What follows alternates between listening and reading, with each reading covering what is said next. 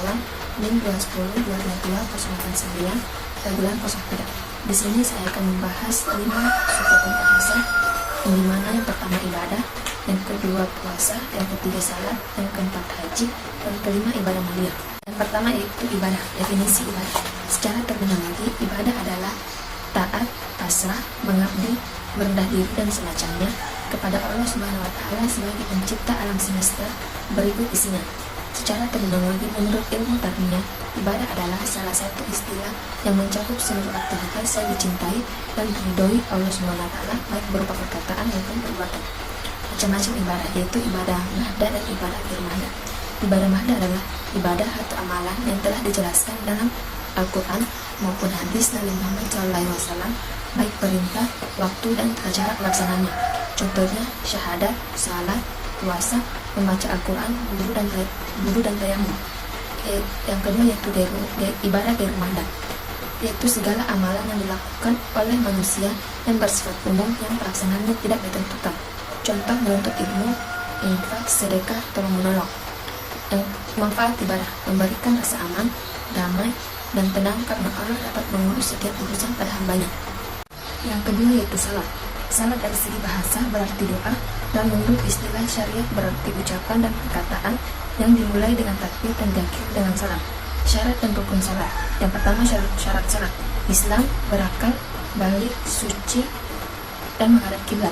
Rukun salat itu niat, berdiri jika mampu, takbiratul ihram, al-fatihah dengan tenang, ihtidal, sujud, duduk di antara dua sujud, tasyahud awal, tasyahud akhir, membaca salawat dan salam, dan tertib.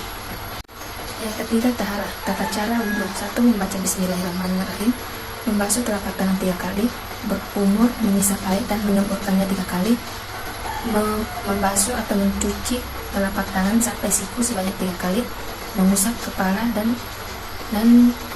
mengangkat kedua telapak tangan dan ujung muka kepala hingga tengkuk, dan mengembalikan kedua telapak tangan itu seperti semula. Setelah itu mengusap telinga, membasuh kedua kaki serta kedua mata kaki dan mengusapkannya sebanyak 3 kali dengan mendahulukan kaki kanan. Yang terakhir yaitu membaca asyhadu alla ilaha illallah wa asyhadu anna muhammadan abduhu wa rasuluh. Selanjutnya tayamum. Yang pertama mengucapkan basmalah, meletakkan kedua telapak tangan pada debu, meniup debu pada kedua telapak tangan, mengusap wajah, mengusap punggung telapak tangan kanan dan telapak tangan kiri. Selanjutnya mandi wajib. Yang pertama mulailah dari membaca niat, lalu membasuh dan mencuci kedua tangan, lalu mencuci kemaluan, mencuci tangan kembali, wudhu sebagaimana wudhu salat, kemudian ambillah air, kemudian dan masukkanlah jari-jari tanganmu pada pangkal rambut dengan disertai wangi-wangian sampai merata. Bagi perempuan hal itu dikerjakan sesudah rambut dalam keadaan terlepas. Selanjutnya itu menyiram bahu pada bagian kanan 3 kali dan bagian kiri 3 kali, lalu menyiramkan seluruh mulai dari ujung rambut sampai ujung kaki. Yang selanjutnya itu basuhlah kaki dengan dimulai kaki kanan dan diakhiri dengan kaki kiri. Dalil yang mewajibkan tentang salat yaitu Quran surah Al-Baqarah ayat 43, Quran surah Al-Ankabut ayat 45. Manfaat salat bagi fisik dan batin: melancarkan aliran darah dan kalap bening, merenggangkan otot bahu dan otot-otot tidak kaku, kaya akan oksigen, mengurangi resiko sakit punggung, kemih terhindar dari prostat, pemisatan organ pencernaan, aliran darah otak meningkat, kecerdasan seseorang semakin meningkat. Yang ketiga yaitu puasa. Definisi puasa: syam menurut bahasa yaitu al-imsak, menahan diri. Adapun pengertian menurut syar'i yaitu menahan diri dengan niat dari seluruh yang membatalkan puasa seperti makan, minum, dan bersetubuh mulai dari terbit fajar sampai terbenamnya matahari. Adapun yang membatalkan puasa seperti haid, berhubungan intim, gangguan kejiwaan, murtad saat puasa, muntah dengan sengaja, keluar air mani, dan memasukkan obat ke dubur dan kubur. Selanjutnya manfaat puasa bagi fisik kita: yang pertama menurunkan berat badan, detoksifikasi alami bagi tubuh, menurunkan risiko penyakit jantung, menstabilkan kadar gula darah, melancarkan metabolisme tubuh, membuat pola makan menjadi lebih teratur. Adapun manfaat puasa dari segi spiritual keagamaan yaitu makin bertakwa kepada Allah, memperkuat hubungan kepada Allah, menahan hawa nafsu, melatih kesabaran, dan membangun karakter dan perilaku yang lebih baik. Yang keempat yaitu haji. Definisi haji. Arti kata haji secara bahasa adalah berziarah, berkunjung atau berwisata suci. Sedangkan istilah adalah berziarah ke tempat tertentu pada waktu-waktu tertentu untuk melakukan amalan-amalan tertentu dengan niat ibadah. Adapun syarat dan rukun haji, yang pertama syarat haji: Islam, balik atau dewasa, berakal sehat, merdeka atau bukan budak, dan mampu. Rukun haji yang pertama niat, wukuf di Arafah, tawaf ifadah, sa'i, bersyukur, tertib. Selanjutnya macam-macam haji. Yang pertama haji ifrad, yang kedua haji qiran, yang ketiga haji tamattu. Apa saja larangan ibadah haji? Yang pertama, mengenakan pakaian berjahit, kedua menutup kepala bagi laki-laki, yang ketiga menutup wajah bagi perempuan, yang keempat mencukur rambut atau berbulu, potong kuku, memakai wewangian, membunuh binatang buruh, melangsungkan akad nikah, berhubungan badan, bermesraan dengan syahwat. Adapun dalil tentang haji, yang pertama Quran surat Al-Imran ayat 97, Quran surat Al-Baqarah 196, dan Quran surat Al-Hajj ayat 127. Yang kelima ibadah maliyah. Definisi zakat. Kata zakat merupakan izin masdar dari yang berarti berkah, tumbuh, bersih, dan baik. Sedangkan menurut istilah para ulama, zakat adalah memberikan sebagian yang khusus dari harta yang khusus dengan ketentuan yang khusus dan sebagainya pada waktu yang khusus yang berhak menerimanya. Definisi zakat fitrah dan zakat mal.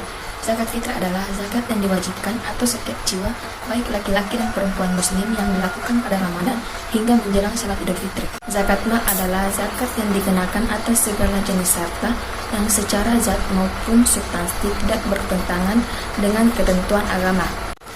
Ketentuan zakat fitrah dan zakat mal. Yang pertama zakat fitrah.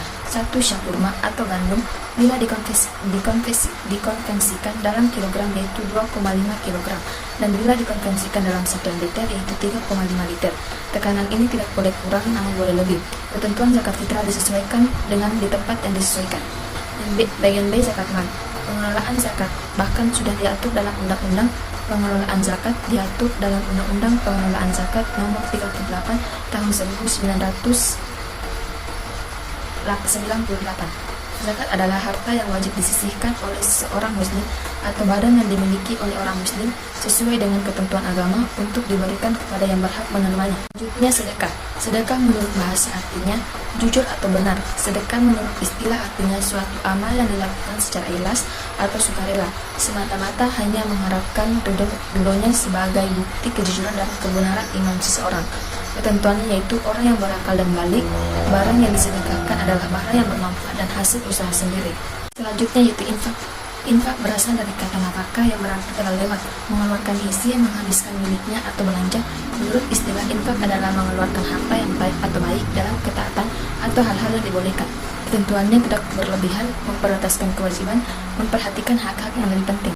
Selanjutnya yaitu wakaf. Wakaf adalah kata dari bahasa Arab. Waqf berarti menahan diri. Sedangkan menurut fikih Islam, wakaf merupakan hak pribadi dipindah menjadi kepemilikan secara umum atau lembaga agar manfaatnya mampu dinikmati masyarakat.